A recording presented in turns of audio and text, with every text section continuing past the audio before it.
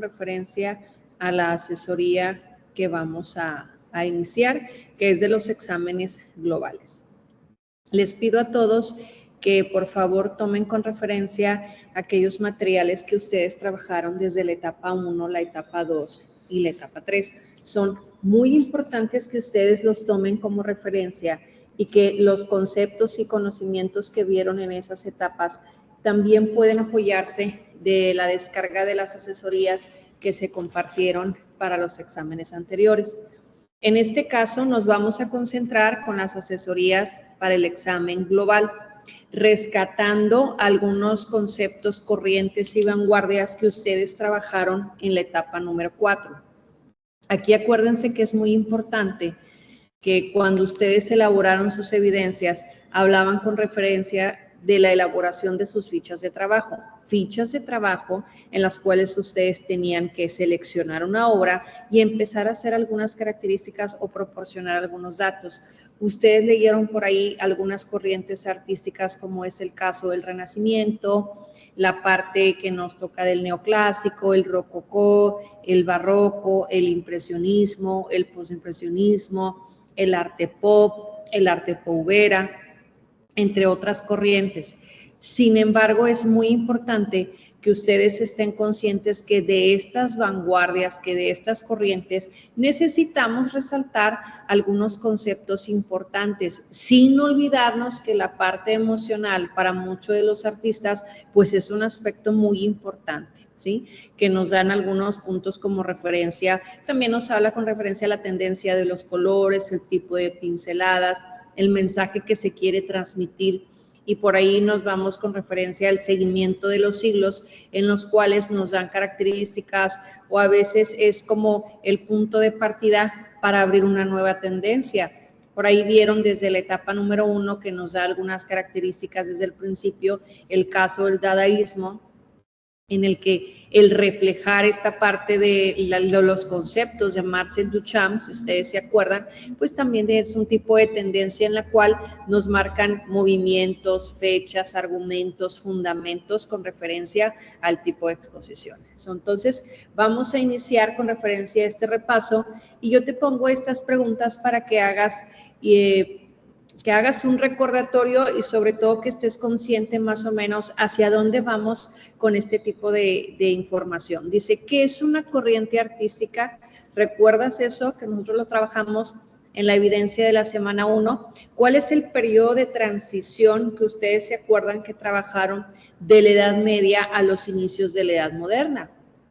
Por ahí debes acordarte que existen 3 momentos en los cuales se divide el Renacimiento, entonces ahí hay una respuesta clave e importante. Y también te pongo ahí la pregunta, ¿qué es la Ilustración? ¿Cuál es ese momento tan importante, muchachos, del uso de la razón por los cuales en algunas de las tendencias artísticas la parte de la racionalidad y la parte de la razón son uno de los elementos importantes para darnos a conocer que la cuestión empírica, esta parte del cuestionamiento y del comprobar la información, forma parte importante también de las tendencias y de las expresiones artísticas.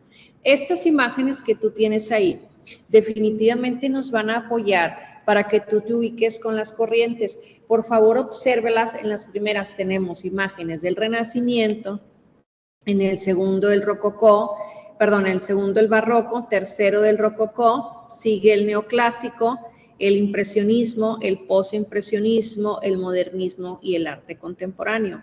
Definitivamente va a haber más corrientes como el cubismo, como el dadaísmo, como el arte pop, el arte povera, pero vamos a tomar como referencia estas como las más, no las más importantes, pero sí de cierta manera vamos a rescatar los elementos característicos de cada una de ellas. Entonces, vamos a iniciar con estas corrientes artísticas.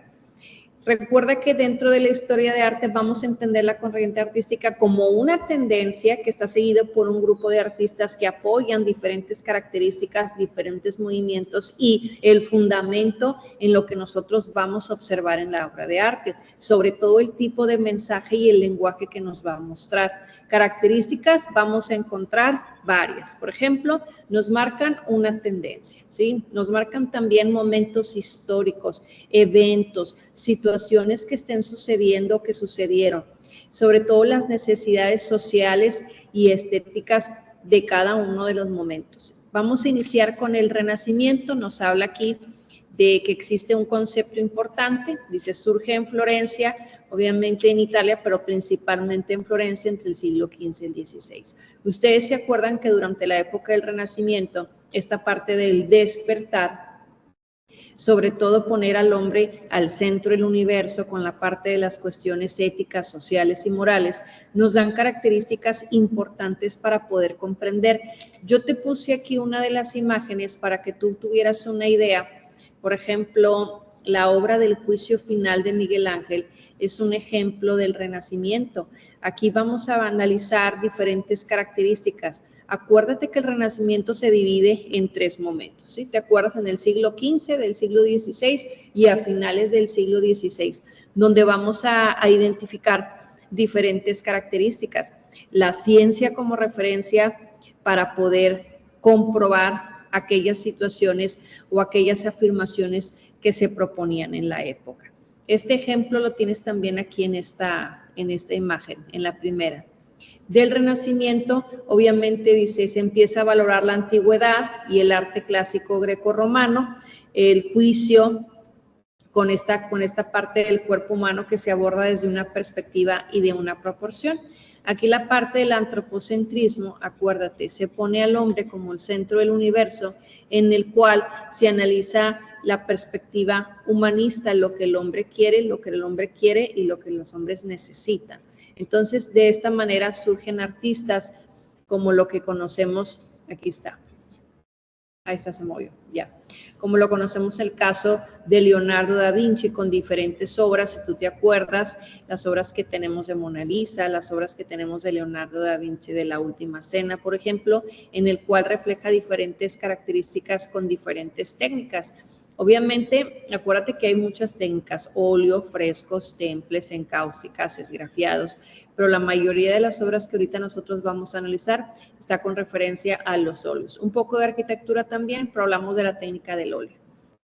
Nos habla aquí en el Renacimiento del esplendor, la parte del epicentro en Roma, y que sobre todo en esta parte, sobre todo esta parte del Renacimiento nos habla sobre un despertar, ¿sí? Entonces, de la parte del Renacimiento pasamos el Barroco, aquí te puse unas imágenes y una flecha.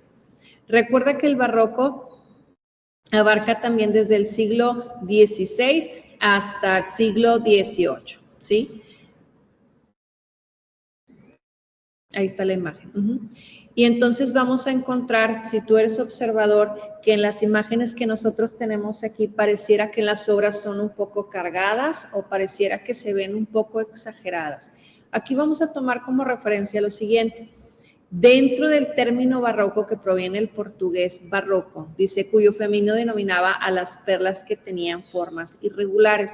Observa esta imagen que te puse en la parte de abajo, que es con referencia a una perla irregular, sobre todo por el tipo de característica, no tiene una forma de manera específica, pero el barroco, si tú observas aquí en las imágenes, parecía el ornamento, vamos a llamarle a la decoración, ¿sí? Repito, ornamento, vamos a llamarle a la decoración, que pareciera que está un poco cargado, que pareciera que está un poco exagerado, y sobre todo dice la acumulación de los elementos en el arte. Definitivamente el barroco, en características, pues vamos a encontrar, por ejemplo, el caso de las perlas alemanas que tienen características muy particulares y sobre todo la forma en la que se presenta el ornamento, ¿sí? Entonces, dice por aquí, en general se caracteriza por el recargamento ornamental, es decir, la parte de la decoración que pareciera que es un poco exagerada, ¿sí? El barroco también surge en Italia. No viene ahí, pero recuerde que también surge en Italia. Nos vamos al rococó. Quiero que observes aquí, a diferencia del barroco, el rococó es un poco más suave, el rococó es un poco más sutil, el rococó suele ser en las obras un poco más elegantes. Nos habla ahí con referencia a la forma en la que se presenta la vida cotidiana. Sobre todo nos marca de la parte de la aristocracia. Entonces, en esta parte yo te puse una obra aquí que está en la parte, ya la viste, esta que está en el columpio.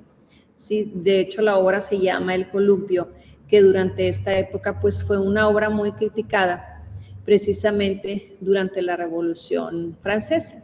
¿Por qué, maestra? Porque si eres observador, si eres observadora, aquí en la obra que se presenta, aquí en la parte de atrás hay una persona que es quien la está aventando y se supone que, no sé si lo observas, aquí hay una persona que la está esperando.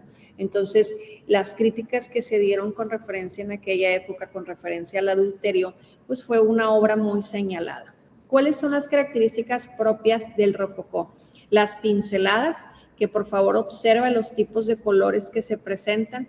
Los tonos suelen ser un poco más bajitos, son tonos más pasteles. Nos hablan de características de influencias religiosas, está centrado en la vida diaria y las relaciones humanas. Nos dice aquí, fue la palabra del término rococó a partir de una asociación de palabras. Rocaille, que es como jardincito rocoso, y barroque, que es barroco, que tiene que ver esta unión con rococó, 1730 y 1760. Observa por favor los colores, suelen ser un poco más luminosos, son más suaves y claros, definitivamente es lo opuesto a lo que nosotros podemos presentar en el arte barroco, ¿sí? Que es un poco más exagerado. Entonces, esta obra te la puse ahí como referencia para que te acuerdes del rococó. Nos vamos a ir a la parte del neoclásico, que tiene algunas características del arte greco-romano. ¿Cuáles serían algunas características? Pues obviamente la parte de las líneas, las partes rectas, las formas, las figuras. En este caso yo lo que te puse ahí, que aparece en la imagen de abajo, nos habla de armonía, de proporción y de belleza ideal. Definitivamente no se compara con el barroco, tampoco se compara con el rococó. Las características aquí en el caso de la arquitectura nos habla aquí, dice, es una recuperación del arte clásico griego y romano, se basa en la perfección ideal del arte. O sea, esta parte de las líneas que marca precisamente la corriente neoclásica del arte clásico y griego, en el que las características que encontramos pues hablan de líneas rectas, pasar de biografías y catálogos. Aquí quiero que entiendas esta parte. Yo te puse la imagen del librito de la historia del arte porque dice que la historia del arte es el inicio de la historia del arte como disciplina. ¿Por qué, maestra? Porque definitivamente pasamos de simples biografías y catálogos en algunas obras para entender ahora sí y categorizar las obras de arte con sus referentes y con sus diferentes características. Entonces, no solamente es lo que se observaba, dice la historia del arte de la antigüedad empieza precisamente con el arqueólogo Joachim, que nos hace observaciones con referencia a, bueno, definitivamente cómo vamos a empezar a clasificar el arte. Y aquí están algunas de las imágenes, ¿sí? Pasamos algunas características que vamos a encontrar también en la corriente del romanticismo. Dice, la filosofía dice todos los géneros de arte y de política. Entonces, dice, es construir el movimiento cultural, cubrió el mapa completo de Europa, Estados Unidos, ¿sí? Entonces, esta es algunas de las pinturas que si tú observas esta, pues nos da características con referencia a temas que abordan de guerra, a temas de batallas. También vamos a encontrar quizá algunos de fantasmas, algunos temas de, dice, brujas y monstruos, uno de sus grandes géneros que definitivamente también vamos a encontrar con el romanticismo, pues es el paisaje. Es un arte que es subjetivo. Maestra, ¿qué tiene que ver la parte de la subjetividad? Que dentro de los elementos que yo observo, yo tengo que aprender a interpretar cuál es el mensaje que yo voy a observar, ¿sí? Entonces, sí, definitivamente la subjetividad y el arte abstracto, por ejemplo, son elementos que a veces van de la mano, en las cuales yo tengo que interpretar mis obras de arte. Vamos a ver también una corriente realista, que si tú observas ahí la imagen, pues pareciera que están recolectando por ahí. Entonces, es una característica importante, dice, surge a la par de la revolución industrial. Si tú te acuerdas, durante el periodo de la revolución industrial, la gente del campo se va porque quiere mejores oportunidades, se va a la ciudad. Empezamos a ver, ya sabemos que hay diferentes características que surgen durante la revolución industrial. ¿Cuáles? La mano de obra es muy mal pagada, los trabajos no son seguros, ni tampoco la ergonomía necesaria para trabajar. Me refiero a la protección que ellos necesitaban para trabajar. Entonces dice aquí, surge a la par de la revolución industrial en Europa. Esta imagen con referencia al realismo pues nos habla del trabajo del campo, pero definitivamente la razón de la revolución industrial, la gente del campo se va a la ciudad para tener una mejor condición de vida, y sabemos que históricamente hubieron muchísimas consecuencias con referencia a lo que sucedió durante la revolución industrial. Dice aquí, los pintores tratan de representar la realidad tal y como es, sin un lenguaje complicado. O sea, no hay nada subjetivo, no hay nada abstracto, simplemente nos da a conocer la información tal y como está sucediendo. Nos habla de aquí del costumbrismo. Dice que se convirtió como dice, para los realistas es un tema mayor para la pintura, así como el paisaje. Nos habla de costumbres y nos habla de tradiciones también. El arte costumbrista, que vimos por ahí también en las etapas anteriores, son características importantes también del realismo. Y aquí, pues ahí también dan los artistas y una obra importante que nosotros podemos tener como ejemplo. Nos vamos al impresionismo. Quiero que por favor acuérdate. Romanticismo, vimos realismo, pero también vamos a ver esta parte del impresionismo. Observa por favor las imágenes y si observas claramente te puedes dar cuenta que la importancia de la luz sobre las obras tiene elementos muy importantes. ¿Cuál es la diferencia con el impresionismo y el postimpresionismo? Aquí dice lo importante también es el uso de la luz y el uso del color, pero sobre todo dice trazos rotos y pinceladas cortas. Dice las formas que nosotros vamos a encontrar suelen ser imprecisas o con un poco de desenfoque. Si tú observas, pues no se ve el árbol tal como es, pero sí sabemos que es un árbol, pero pareciera que está desenfocado. Dice que dependen definitivamente de la luz para poder guiarnos con referencia a las formas y los elementos que vamos a presentar. Obviamente los colores magenta y los colores amarillos son representativos precisamente de las obras impresionistas. El protagonista, la luz y el color, definitivamente para darnos cuenta del tipo de obra que nosotros vamos a ver, los elementos que vamos a encontrar. De un impresionismo sí tenemos el postimpresionismo.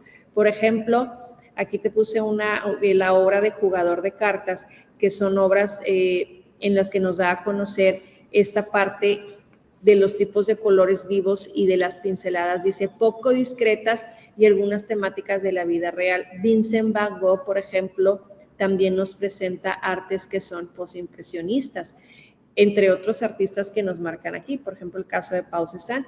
Dice, cuando se llevó a cabo esta exposición, los principales artistas postimpresionistas ya habían muerto. Y obviamente la intención es darnos a conocer también una realidad.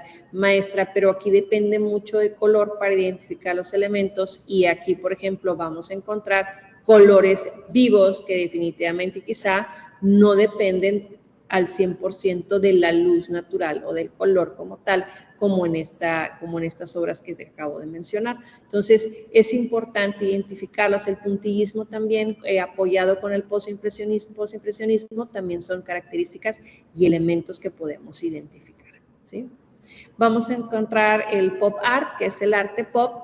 Dice, es una manera de identificar la parte social, la popular y no elitista. A lo mejor tú te acuerdas y hemos encontrado algunos ejemplos de arte pop en el que pareciera que son como unos dibujos, bueno, que surge en Estados Unidos y en Gran Bretaña, que en algunos casos se sigue utilizando, pero algunas técnicas también que podemos ver aquí en el caso es el fotomontaje. Entonces son características importantes del arte pop.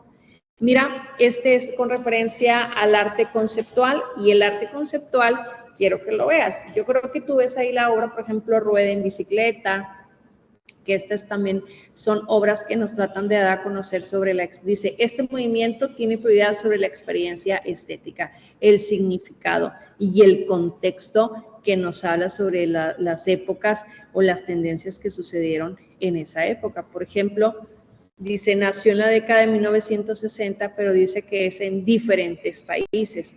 Dice, como concepto, así, cualquier cosa, sustentada en una buena idea para hacer arte, ¿sí? Entonces, esta parte del arte conceptual, sí tenemos que manejar la parte de la interpretación para identificar cuál es el fundamento de la obra. Las técnicas, pues vamos a encontrar también el caso de la fotografía, el performance, los collages y las instalaciones. Hiperrealismo, observa por favor esta obra, pues sus antecedentes obviamente se caracterizan en el fotorrealismo, el realismo conceptual y el posminimalismo.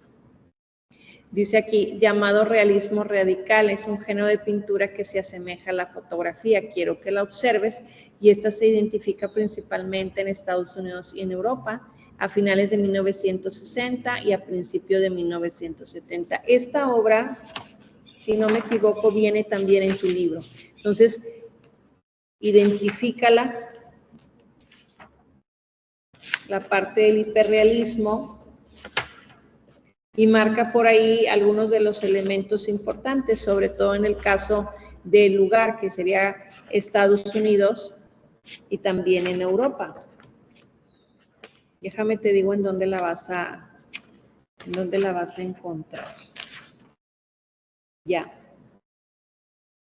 Página 202. Ahí te viene la imagen, por ejemplo, del hiperrealismo de la obra de recién nacido, que la dimensión aproximada es de 5 metros de largo. Se parece a esta, nada más que esta es con referencia a un recién nacido. Pasamos a la posmodernidad, y en esta parte, pues obviamente es un arte realizado después del posmodernismo. Entonces, algunas características importantes, dice, se opone al racionalismo y su culto predominante de las formas, el individualismo y la falta de compromiso social. Dice, el eclecticismo, nomadismo y la deconstrucción.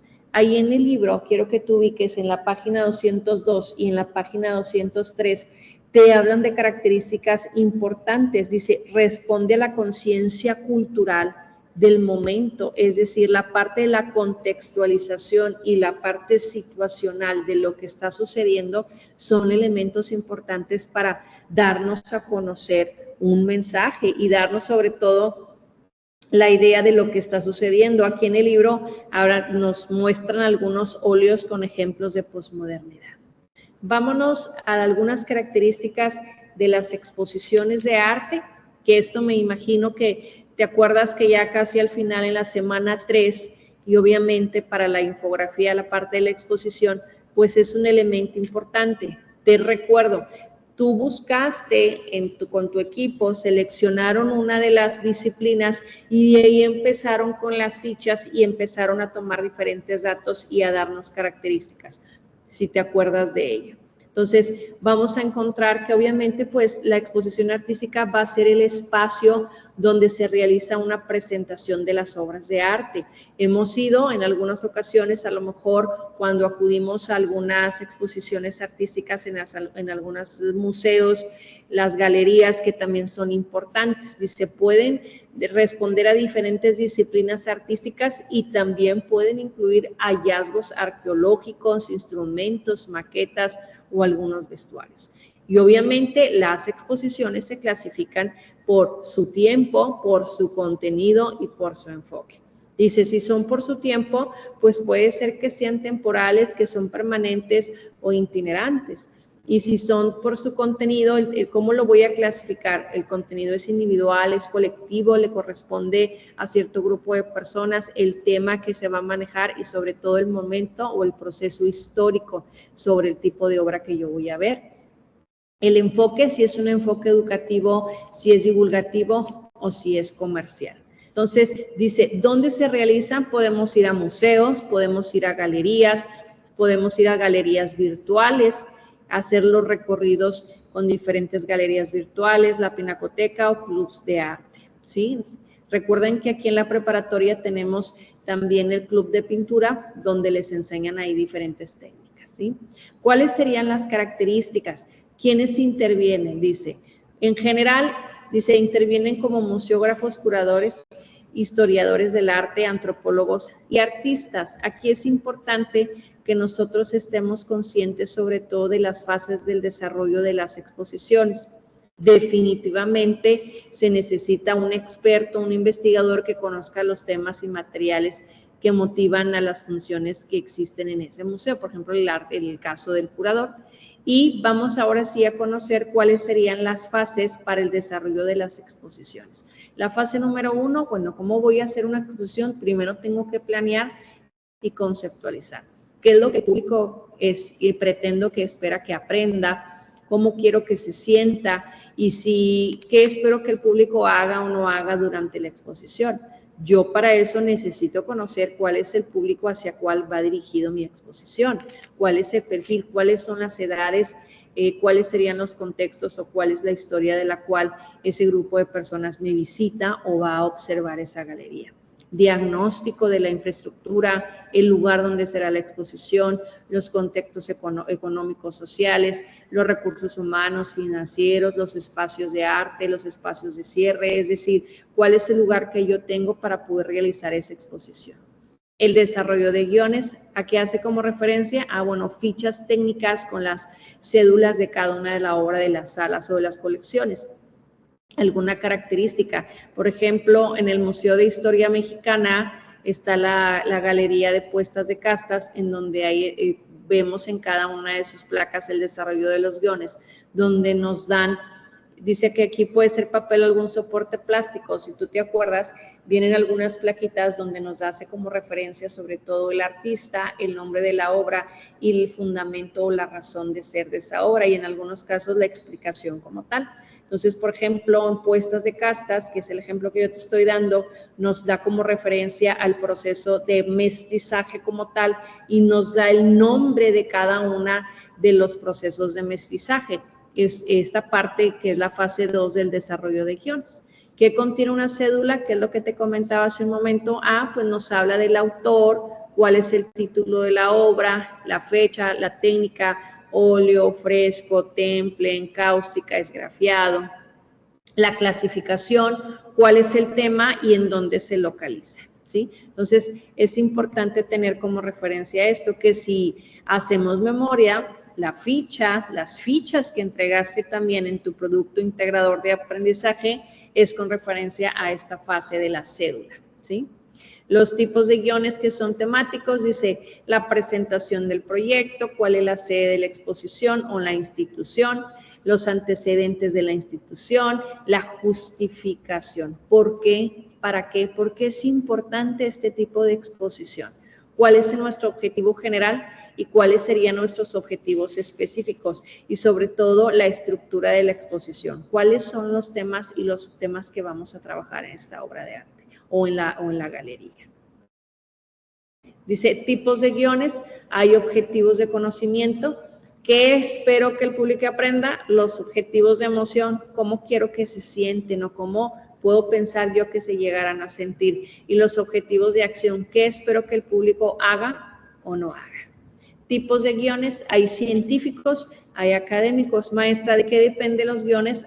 De la explicación y del tipo de redacción que yo voy a hacer, sobre todo para quien va dirigido, si realmente me va a entender. O quizá puedo utilizar un lenguaje científico y utilizar alguna aclaración con referencia a lo que estoy explicando. Por eso dice, hay que recopilar documentos, fuentes de información, las obras, los inventarios o catálogos, dice, y la recopilación de apoyos gráficos, fuentes bibliográficas. Los tipos de guiones, dice, museográfico, dice, 1, tengo que tener el diseño arquitectónico, 2, el diseño gráfico, 3, el diseño industrial. Maestra, ¿qué hace referencia? Dice, a la distribución de núcleos temáticos y contenidos en el espacio. Diseño industrial, el diseño de mobiliario, los planos, las especificaciones de los tipos de materiales, las producciones, los sistemas, los apoyos técnicos, para irnos a los tipos de guiones de curatorial. Obviamente, dice aquí, es el documento donde se integran y se hace una síntesis de los 3 guiones anteriores. Dice, y presenta los contenidos de una forma esquemática para un mayor entendimiento. Dentro de la fase 3, vamos a encontrar la evaluación y la retroalimentación.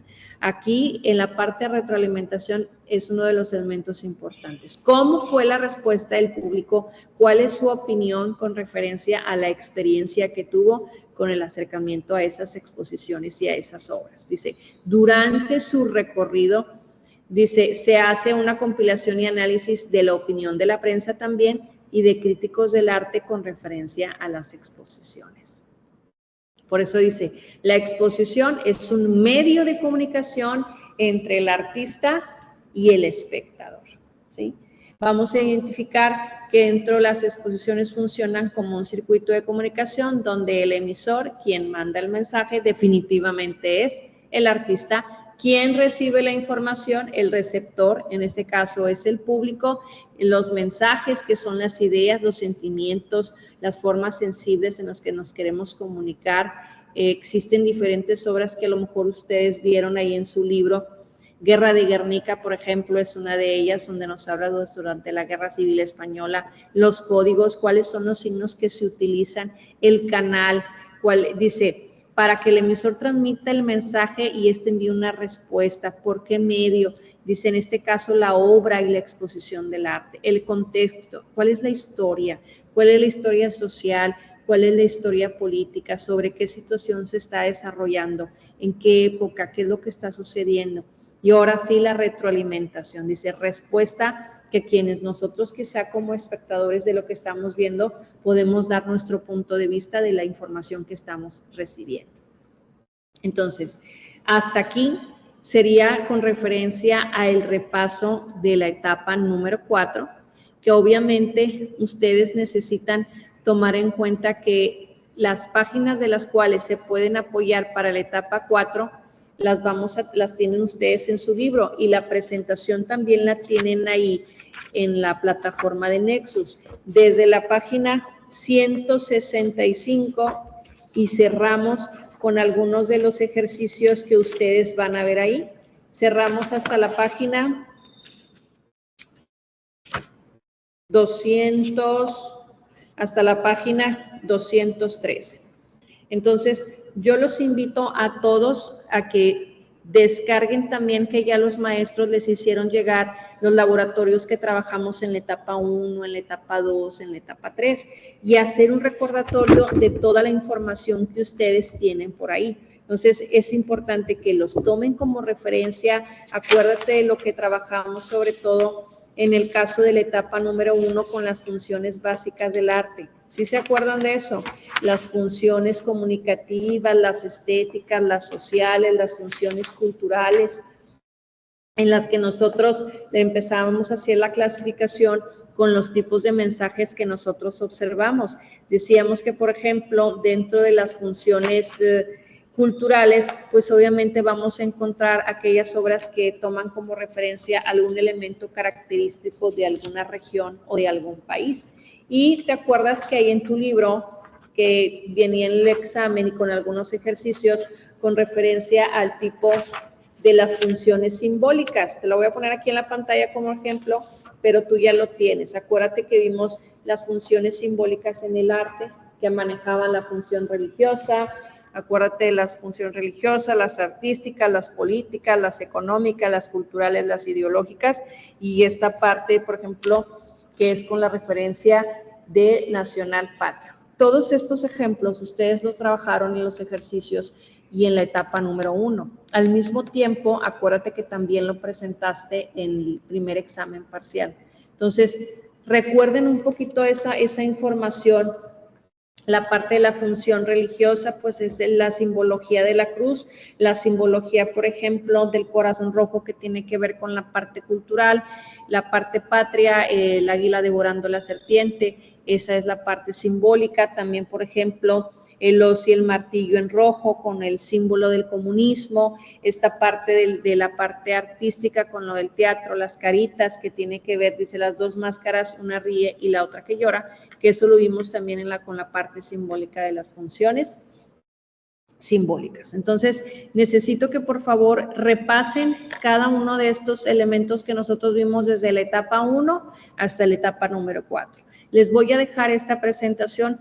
tomen las páginas del libro, pero también utilicen las presentaciones que están cargadas.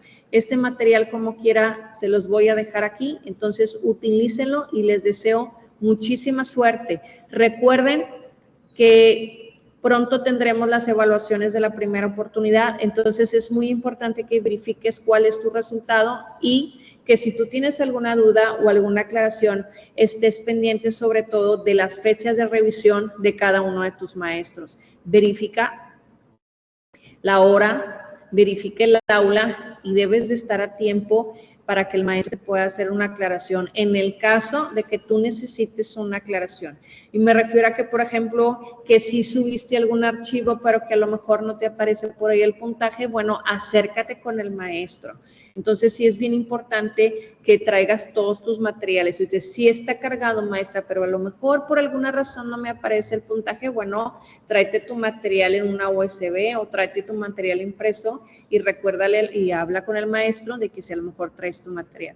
Pero es importante que estés al pendiente de las fechas de revisión que nosotros vamos a programar.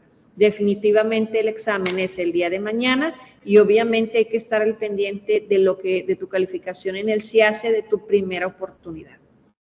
Si alguien llega a estar en alguna segunda oportunidad o en alguna tercera, de igual manera, necesitamos que ustedes estén al pendiente y que vayan con sus maestros para que por favor ellos les confirmen con referencia a las evidencias que ustedes tienen y el derecho a una segunda o a una tercera oportunidad.